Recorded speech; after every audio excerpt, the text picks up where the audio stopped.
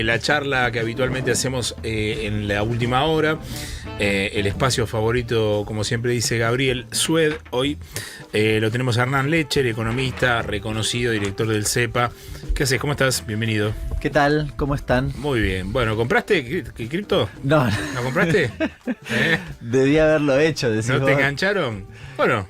No. Si tenías Insider Information, capaz comprabas, salías antes. Sí. Y no te cagaban. Le tengo desconfianza a mi ley, pero bueno. ¿Te sorprende esto?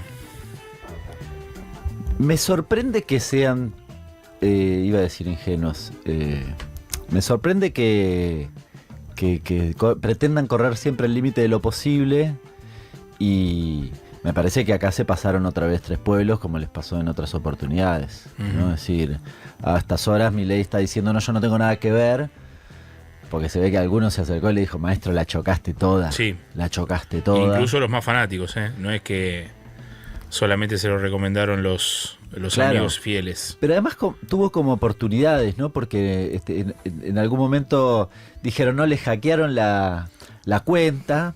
No se la hackearon, fui yo, dijo, no me la hackearon. Mía. Y Lilia Lemoni también, diciendo, no, fue mía, fue de él, qué sé yo.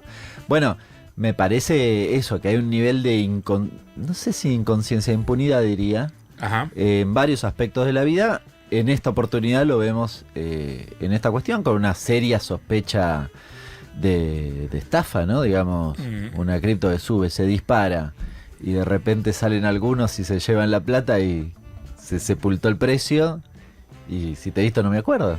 Ahora, ¿por qué se le perdonan tantas cosas a Milei? Yo me imagino a cualquier otro líder político haciendo esto y una catástrofe. No digo que no lo sea esto, porque claramente está copando toda la agenda de todos los medios, ya están portales.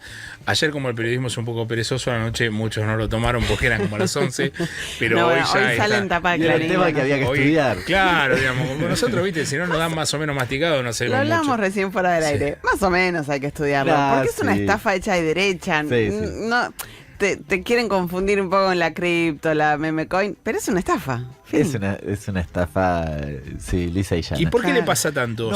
No sé si se le perdona tanto. Yo lo que creo es que en términos generales Milei todavía tiene un nivel de aceptación popular que le da changüí para un montón de cuestiones. Es decir, esto lo puede hacer porque todavía tiene, no sé, un nivel de aceptación del 45%, no sé cuánto estará, pero más o menos, supongamos. Bueno, si tuviera 30, lo van a buscar. Me da la impresión que es eso. No me dedico a la sociología ni hago investigaciones de este tipo, pero por lo que escucho, hablo y demás, bueno, hay buena parte de la gente que todavía tiene expectativa de que derrame la política de Milei en su vida en términos materiales, cosa que no va a pasar, no porque yo sea un pájaro de mal agüero, porque no va a pasar, porque si trabajas en una empresa industrial vas a estar más cerca de que te echen que tu salario le gane a la inflación, aunque la inflación sea cero. Esto es la realidad para los próximos meses, pero bueno, me parece que hay una cuestión de tolerancia, tal vez. Suele ocurrir que en los primeros 2 años de gobierno, la luna de miel, la sociedad, claro, dice bueno. Y después Milei, sí hay que reconocerle que tiene una habilidad para instalar temas, para relacionarse con la sociedad, innovadora para lo que habíamos visto previamente. Y el tipo tiene esa capacidad para todo el tiempo estar instalándote agenda. Si vos repasás la agenda que hemos discutido en la Argentina, diría casi desde que Milei asumió hasta acá, siempre la puso él. Incluso la última movilización, producto de que se pasó 3 pueblos también, fue una agenda que puso él. ¿Se entiende? Después le hizo daño. Por la positiva o por la negativa, claro, pero siempre controla la conversación, que es básicamente lo que han aprendido estos líderes de ultraderecha del primer Trump para acá, controlar la conversación. Sí, después te fijas para dónde la llevas. Abre una puerta a una discusión muchísimo más profunda y que a mí me queda grande, pero que tiene que ver cuando... Para mí es muy simbólico lo que pasó con Zuckerberg. No sé si... Es Zuckerberg impresionante. El dueño de Facebook. Claro, apoyaba a los demócratas, Trump le dice te voy a meter preso, y después lo pone en primera fila. ¿Por qué? Porque 3 días antes lo va a visitar a Mar-a-Lago y le dice... Bueno, yo voy a liberar, como hizo Elon Musk, las redes de Le voy a sacar el progresismo a Facebook. Sí, progresismo. En realidad es Porque no es un problema ideológico. Para mí no es ideológico, es de negocios. Obviamente. En realidad, ¿qué hay ahí?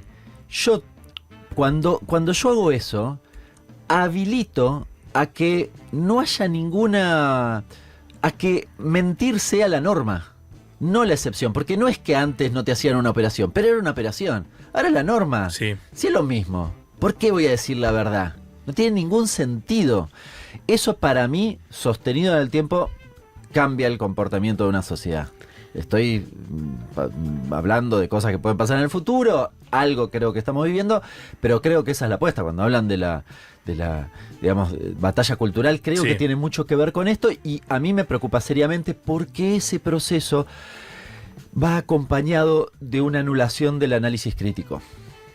Y mi cabeza cuadrada quizás se niega a que sea así. Yo al principio del programa citaba que el otro día María O'Donnell la entrevistó a Marina Del Poyeto, y ella decía algo interesante, que es con la inundación de información que hace constante el gobierno en el escenario, lo que hace es que no se discuta nunca un tema.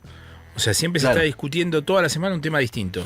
Esta semana fue lo de Trueno, lo de Milo J, o lo de María Becerra, la otra semana va a ser otra cosa, y no logra instalarse un tema de debate. Me parece que ahí gana, es un activo político, eso no sé cómo se corrige. Igual, a ver, todos los estados son los que instalan agenda, ¿no? Difícilmente la oposición en Argentina instale una agenda.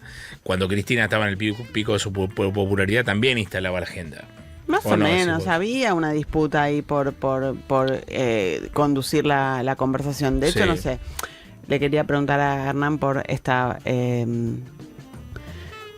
polémica, no sé cómo llamarlo, que terminó estallando esta semana sobre cómo mide el INDEC, porque, 36 sindicatos salen a cuestionarlo. Mi compañero acá es quien ha llevado esta bandera hace un año y medio estoy con él, que esto no iba a pasar. Pero ¿te acordás que la oposición presentaba el índice de inflación en el Congreso? Entonces había también ahí una disputa. Ahora no hay una disputa por la agenda, pero pasemos al tema INDEC. ¿Qué ves vos de la medición del INDEC? No, tiene un problema, metodológicamente está bien hecha, pero esa propia, justamente la propia metodología utiliza ponderadores que no son representativos de la sociedad. Conclusión, el índice no nos representa la inflación real, esa es la realidad. Es bastante sencillo y hasta intuitivo, es decir, si yo gastaba 10 pesos de mi gasto de 100 en energía y la energía se multiplicó y aumentó 600%, es imposible que ese ponderador siga siendo o pesando 10%. Sencillísimo.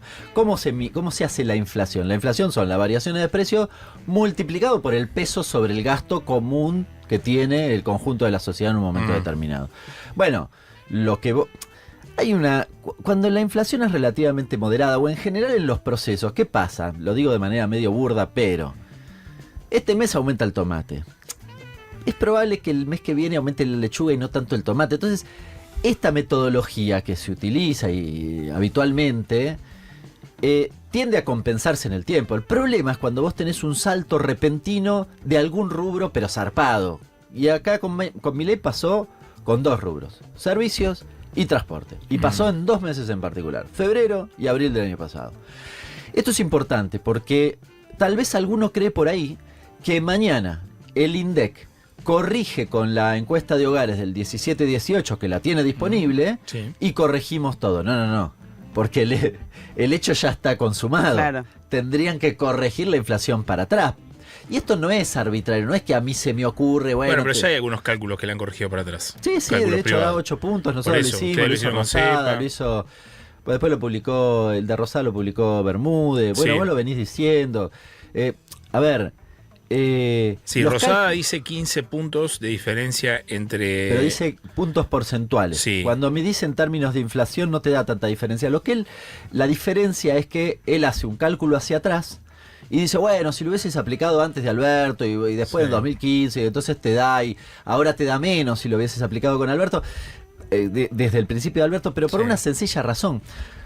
Con la gestión anterior, vos pisaste las tarifas, con lo cual el efecto es inverso. Claro. Entonces, cuando lo aplicás hoy, lo aplicás sobre una base menor.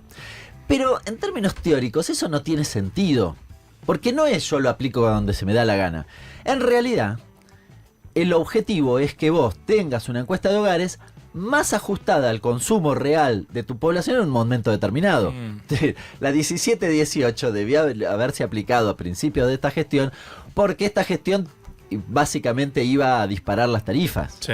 Entonces, tiene una explicación. Después vos la podés aplicar cuando se te dé la gana. Y de hecho el gobierno, bueno, para mí va a querer esperar un cacho y después la va a aplicar y va a decir, no, ¿vieron? Ahora la apliqué. Sí. No, maestro, Bueno, tenés que corregirla para atrás.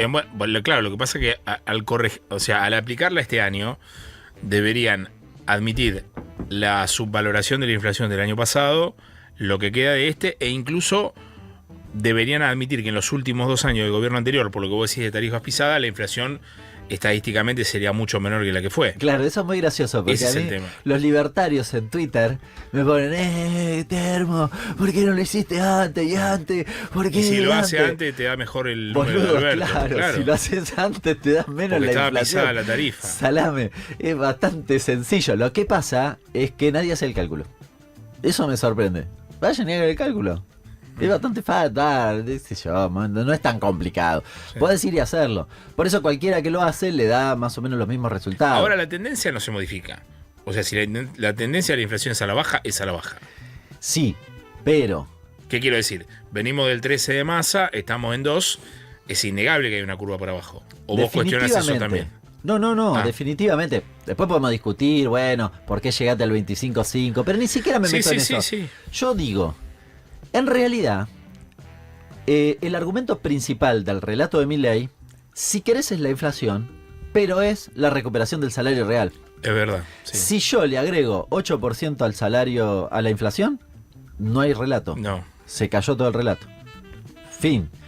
Es que, además, intuitivamente, a mí me resulta muy gracioso, porque cuando vos lo ves en otros indicadores, creo que vos lo escribiste esto, se te cayó 10% el consumo de carne, 10% el consumo de yerba y 10% el consumo de leche. Pero vos podés comprar lo mismo. Dicho de manera sencilla, yo puedo comprar los mismos kilos de carne que compraba, no sé, en noviembre del 23, pero compro 10% menos, me volví 10% más vegano, no sé. Consumo 10% más de leche porque me pintó. Tomo menos mate porque, no sé, ahora no me gusta tanto. No tiene ningún sentido. Nosotros hicimos... primero hicimos el cálculo de la inflación, pero después, cuando salió el dato de supermercados del INDEC, buscamos la correlación por una cuestión también intuitiva, que es, si yo tengo menos poder adquisitivo, probablemente caigan las ventas de supermercado. Si tengo más poder adquisitivo, aumenten. No parece muy loco. Sí, puede ser la tendencia a largo plazo, qué sé yo, puede tener alguna variación, pero en términos generales es así. Y de hecho es así hasta noviembre del 23. Tiene una correlación zarpada donde una cosa se llama R cuadrado, que es el coeficiente de determinación, que vincula dos variables, te da 0,7, que es un montón, muy cerca de 1. Con Milei hasta ahora te da 0. Claro. O sea, no correlation. Nada. Es decir, el supermercado va para allá y los salarios van para allá. No tiene nada que ver. Vos cobrás más, pero se te ocurre comprar menos. Sí, eso es impactante. Yo esta semana contaba que la consultora privada Sentia, que mide consumo en supermercados, va a comunicar en las próximas horas el dato de consumo masivo en enero, que va a tener una caída de entre 5 y 7%. Es el segundo mes consecutivo de Milei contra Milei cayendo interanual en consumo masivo. Pero lo que empieza a pasar es que esta comparación de caída de 5 del consumo en supermercados en enero compara contra el enero de Milei anterior, que había caído 3,5. Claro. Ahora, ni siquiera compararse contra una caída del 3,5 le alcanza. Debería llegar, según lo que dicen los consultores, a tocar la comparación con los 2 dígitos que se va a dar por abril, cuando ya caía más de 10%, para ver si ahí tiene un número interanual positivo. Lo cual conecta con la lectura que vos decís de, ojo que si el IPC está mal calculado. Por eso se da la reacción de los gremios esta semana. Es que, a ver, en realidad lo que vos ves y que Milei nos cuestiona a los econochantas, él dice hay recuperación en B. En realidad, bien medida la inflación, no hay recuperación en B. ¿Por qué? Porque hay una caída, sube levemente, hay una pipa de Nike en los salarios. Y se estabiliza en un nivel inferior. Los datos de diciembre del RIPTE ya están por debajo de la inflación. El RIPTE, explícalo para el RIPTE que no es una serie de salarios registrados que tiene una característica que es que son los que tuvieron aportes en los últimos 13 meses. Es decir, Bien. es un indicador bastante estable, digamos. Bien. Pero los de INDEC de diciembre, del empleo registrado, dan muy cerquita. También creo que dio 2,4 contra una inflación levemente inferior. O sea, está muy cerquita. Lo que vos estás viendo es que esa recuperación, hago comillas, con el índice de inflación del IPC, ya desaparece con el índice de inflación del IPC. Es cierto que ahí yo mido el IPC corregido y no tiene diferencias marginales respecto de lo anterior porque no tiene saltos en los servicios en el mes. Entonces no hay grandes diferencias. La cuestión es que yo caí, Milei dice recuperás, cuando vos mirás con la inflación bien medida, no recuperaste un poquito, caíste, no sé, 15, recuperaste 5 y estás en menos 10. Y ahí te quedaste. Esta es la realidad que está viviendo la Argentina hoy. Y lo que ves hacia adelante, lo que yo veo hacia adelante es que se va a quedar ahí. Agravado porque perdiste 20 con Macri, perdiste con Alberto y ahora volvés a perder y queda cristalizada esa pérdida. Sí, efectivamente. Es decir, estás en un nivel que depende de la serie, pero en el salario no registrado está 50 abajo. Respecto del 15, por ejemplo. Claro, de 2015. El salario privado no registrado es otro indicador del INDEC que tiene que corregirse. Tiene que corregir. Tiene un rezago de 5 meses. Hay una corrección que el gobierno tampoco le quiere aplicar, no sé por qué, debe ser por esto. Porque fíjate que en el último índice de salario sube casi 8% el no registrado privado. Vos decís, pero pará, ¿dónde la vienen eso? ¿Qué pasó? ¿8%? ¿Dónde está el sol? En el 2024 te convenía que te echaran. Claro, finalmente. Porque te iba mejor. Tiene un rezago, lo que no se entiende es por qué el INDEC, un dato de que publica como diciembre, en realidad lo tendría que publicar como julio y fin. Claro. Chao.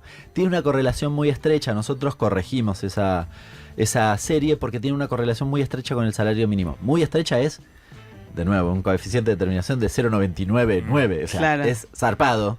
Así que lo podés proyectar y te corrige esa cuestión, porque cuando vos estás mirando este dato de diciembre, en realidad estás mirando un dato más cercano a la inflación. Si lo corres 5 veces para atrás, te da bastante cercano a la inflación.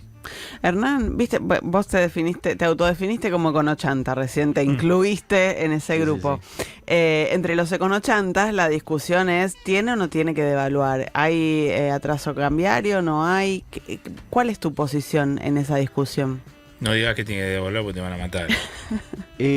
A mí me parece interesante varias cuestiones, porque es como el tema, ¿no? Es claro, el tema, tiene un montón de aristas. Para mí, la primera cuestión más en clave, si querés, de política económico-política, ahí está, económico-política, es que Milei tuvo que salir a decir algo. Para mí este es un dato muy significativo. Es como cuando el presidente del club dice, no, el técnico está más fuerte que nunca. Y vos decís, uy, ya. Sí. Porque ¿cuál es el sentido de que el loco escriba una nota en La Nación? En La Nación, detallando, papá, diciendo la apreciación que dicen, estos locos está re mal, papá. Salga el lunes temprano, después Caputo vaya a 73 lugares, sí, todo dice, dale, chico, tan necesario. Y ahí no es un problema con nosotros los econochantas. Sí. No, es subjetivo, es incomprobable, no lo vamos a chequear 100%. Pero mi hipótesis es que hay un problema en la mirada del mercado respecto de la sostenibilidad del tipo de cambio o de este esquema de Milei si el fondo no le da la plata. Claro. Porque todo esto deriva de cuando se te llenó el culo de preguntas porque el fondo te dijo, no sé, vamos viendo, qué sé yo. Nada, nosotros si querés lo describimos. Pero bueno, el mercado dijo, che, ¿cómo es esto? ¿Hasta cuándo dura? ¿Llegan las elecciones? Sí, no. Ese es el debate. Y ahí es donde sale a responder Milei. De nuevo, sale a responder un problema que tiene en serio en su política o en su modelo económico. Después, a Milei le puede molestar, pero uno... cuando quiere debatir si hay apreciación o no, mira algunos indicadores y todos son brutales. No tenés que ser economista, qué sé yo, hay una fila fenomenal hasta ahora en Mendoza cruzando a Chile, dale, fin, ya está. Vacían una casa de deporte en Brasil, comprando zapatillas. Yo sí lo que Milei tiene razón es, ¿eso está bien o está mal? O ¿quién dijo que ese tipo de cambio no podría ser para nosotros?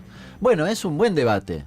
Mi mirada ahí es que no es un tipo de cambio para nosotros porque no tenés los dólares para atender eso. Si supongamos que mañana mismo, el lunes, nosotros de repente exportamos energía trochimoche y aparecen 30.000 millones de dólares adicionales en la balanza comercial. Bueno, podemos sostener. Sí, pero eso lo tenés que tener permanente, no pueden llegar a 30.000 nada más, porque los 20.000 del blanqueo ya no lo tenés más. No, por eso. O sea, lo tenés que tener un flujo constante. Por eso lo puse en la balanza comercial. Ah, bueno. Dije, vos exportas 30.000 adicionales, porque además no importás nada, digo. Supongamos que te aparecen 30.000 millones todos los años meses, en tu balanza. Sí. ¿No? Es decir, dividámoslo por 12 y yo. Sí. Pero todos los años tenés 30.000 millones adicionales. Bueno, puedo sostener este tipo de cambio. ¿Cuál sería el problema? Sí. O sea, visto desde el punto de vista, es un problema de resolver el flujo o de tener dólares suficientes para resolver el flujo. El problema que ese es lo que no tenés. Y acá nunca me pasó en la vida, pero coincido con Cavallo. Hace ruido que Cavallo te diga eso porque uno conoce la historia. Pero la crítica de Cavallo... Ahí está el título, pónganle. Coincido con Cavallo. La crítica de Cavallo es: maestro, mira la cuenta corriente. Tenés un agujero fenomenal. Y entonces los no econochantas, los economistas fantásticos dicen, no, pero Milei dice, nosotros acumulamos dólares. No, acumulaste. Mañana publicamos una nota y les sugiero que miren los gráficos de esa nota. En los primeros 5 meses del año 20, en realidad desde la devaluación, desde diciembre a mayo, vos acumulás todo tu superávit comercial. Prácticamente todo, el 92%. Después se te plancha la balanza comercial y en diciembre te da negativa. Te da cero prácticamente. Ahora, el problema es que desde mayo para acá vos tenés la cuenta corriente que te da menos 7.000. ¿Qué es la cuenta corriente? Turismo, intereses de deuda, los giros al exterior y demás. Con lo cual tenés un problema. Y en realidad la otra crítica muy interesante para mí para hacer es... nadie sabe cuál es el tipo de cambio posta. Porque tenés cepo. Yo acá, viste, cuando digo esto... También bueno, está bien, pero por lo menos 1.300 es. Porque si los paralelos están en ese rango, algo parecido a eso debe ser el tipo de cambio real. Sí, puede ser. Sí, qué sé más, yo. Si vos, digamos, pero eso por lo menos es un piso. Supongamos que vos tuvieras... Mañana el fondo te da 20.000 millones, que yo levantás el cepo y quizás tenés más dólares que se liquidan, no tenés el dólar blend y lo tenés en el mercado, entonces el mercado oficial y qué sé yo, supongamos que se pueda estabilizar en los niveles actuales. El problema es que nadie sabe si eso efectivamente es así. Supongamos que sea 1.300, tampoco sabemos, creemos que puede ser 1.300 porque tenés cepo. Y el cepo tiene una cuestión, y acá yo quiero decir una cosa. No, ni reivindico ni critico el cepo, y tampoco digo Milei lo tiene que levantar mañana y me hago el porque no lo levantó. Ayer lo checaría un poco igual, pero pero ahí me levanté distinto. Puse un corazón que bueno, pero Milei dice que lo tiene. Sí, pero escúchame, el día de los enamorados. Pero Milei dice que hay que levantarlo, no es que uno dice. Está bien, pero me corro de eso. Lo que digo es, no podés saber cuánto es el tipo de cambio si yo mantengo una restricción cruzada, donde tengo una especie de cachetenacho de un montón de pesos que no pueden ir contra el dólar. No lo sé. Yo que seguí, si miro diciembre, cuando Toyota fue a comprar algunos dólares, y algún quilombo fantástico. Con lo cual, y sí, maestro, no levantes el cepo si no tenés dólares. El problema, de nuevo, es que en el debate de la apreciación con cepo es toda una gran... un bluff, yo qué sé. Claro. Y después tenés el Fondo Monetario que da la impresión que... A ver, el Fondo Monetario te financia problema de balanza de pagos. Mañana vamos a publicar el cuadrito de todas las alternativas que tiene. Son todos problemas de balanza de pagos. ¿Qué es balanza de pagos? Me faltan dólares. Ahora, el fondo, está Cristalina Georgieva tirada así en el sillón mirando la tele, ¿no? Y ve la Argentina. Dice, mira esta cripto. Mira esta cripto que recomendó Milei. Esa no le gustó. Pero antes de ayer, estaba mirando, ¿no? Dice, che, pero si están yendo todos a Chile a comprar, ¿nosotros le vamos a dar dólares para que los argentinos se crucen a Chile? No tiene mucho sentido. Devaluá y corregí eso y déjame hinchar. Y una cosa que en general no se dice, que para mí es muy importante. Cuando el Fondo Monetario le dio los dólares a la Argentina, le dio los dólares porque, en buena medida, vos tenías adentro, en pesos, BlackRock y otras empresas que Estados Unidos tenía interés que salgan y que alguien le tenía que dar los dólares, que no había. Claro. Ahora no tenés demasiados inversores no residentes. Con lo cual no sé si hay tanto interés en el Fondo Monetario. Claro. Yo creo que le van a pedir la escupidera a Trump para que les diga, che, haga lo mismo de la otra vez, pero de nuevo, se juegan estas cosas porque Trump no es que... Sí. O sea, te clava aranceles. Sí, Pero además son 10.000 millones, 11.000 millones, no son los 30.000 que necesitamos. Sí, si lo pensás en términos de número, eso podría ser poca plata. Para mí habilita un debate, pero bueno, no veo al fondo. La verdad que yo era más proclive a que Trump iba a ayudar a la Argentina porque era lo más barato, decía yo. Sí. Era más barato, dale, le da 15 palos, dale a este pibe, no sé. Sí. Pensaba más bien Y eso. ahora... Pero la verdad que los hechos le están dando la razón más bien a otros colegas que decían o eran más reticentes a esto, debo reconocerlo. De hecho, todo este sacudón por el tema trazo cambio se empieza a dar cuando el fondo no da señales públicas de el acuerdo está avanzado. O sea, el Caputo decía una cosa y el fondo de la conferencia le preguntaban, sí, very constructive meeting, ya está. Digamos, y ahí empieza toda esta historia de el gobierno obligado a decir atraso cambiario. Sí. El tema es que cada vez se atrasa más.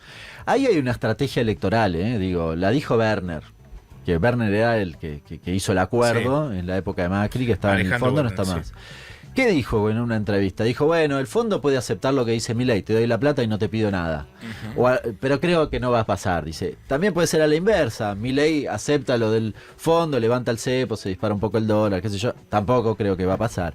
Dice, tira una diagonal y dice, quizás le da dólares para los pagos o vencimientos de intereses que tiene la Argentina de acá a las elecciones y el verdadero acuerdo después de las elecciones. Dicho de manera sencilla, te devalúo después de la elección.